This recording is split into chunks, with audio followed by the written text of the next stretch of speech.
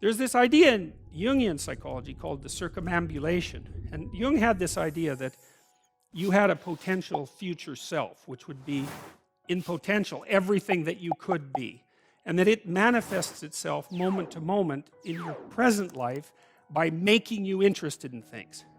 And the things that you're interested in are the things that would guide you along the path that would lead you to maximal development. Now, it sounds like a metaphysical idea or a mystical idea even, but it's not. It's not. It's a really profoundly biological idea. The idea is something like, well, you're set up so that you're automatically interested in those things that would fully expand you as a well-adapted creature. It's kind of interesting to think about how that would be manifest moment to moment. And so there's some utility in pursuing those things that you're interested in. That's the call to adventure, let's say. And the call to adventure takes you all sorts of places. Now, the problem with the call to adventure is, like, what the hell do you know?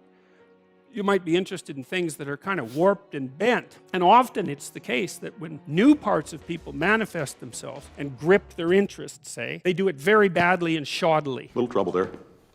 Pick it up at 17. And so you stumble around like an idiot when you try to do something new. You have to be a fool before you can be a master. And if you're not willing to be a fool, then you can't be a master. So it's an error-ridden process. And that's also laid out in the Old Testament stories, because the first thing that happens to all these patriarchal figures when God kicks them out of their father's house when they're like 84 is that they run into all sorts of trouble, and some of it's social and some of it's natural and some of it's a consequence of their own moral inadequacy. So they're fools. But the thing that's so interesting is that despite the fact that they're fools, they're still supposed to go on the adventure, and that they're capable of learning enough as a consequence of moving forward on the adventure so that they straighten themselves out across time. And so it's something like this. So this circumambulation that Jung talked about was this continual circling, in some sense, of who you could be. You might notice, for example, that there are themes in your life. You know, when you go back across your experiences, you see you kind of have your typical experience that sort of repeats itself.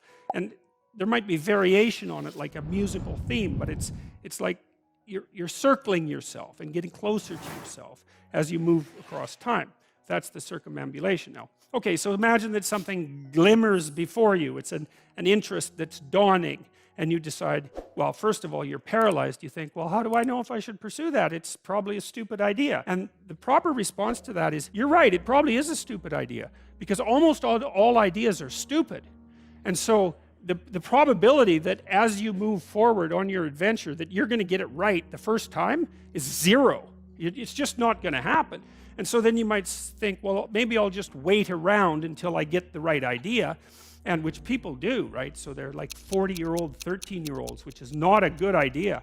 And so they wait around until they finally got it right. But the problem is you're too stupid to know when you've got it right. So waiting around isn't going to help, because even if the perfect opportunity manifested itself to you in your incomplete form, the probability that you would recognize it as the perfect opportunity is zero. You might even think it's the worst possible idea that you've ever heard of anywhere. Highly likely. Nietzsche called that a will to stupidity, which I really liked. And so you can take these tentative steps on your pathway to destiny, and you can assume that you're going to do it badly.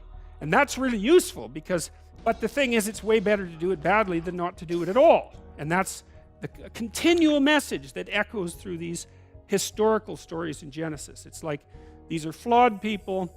They should have got the hell out of their house way before they did, and they go out and they stumble around in tyranny and famine and self-betrayal and violence, but it's a hell of a lot better than just rotting away at home.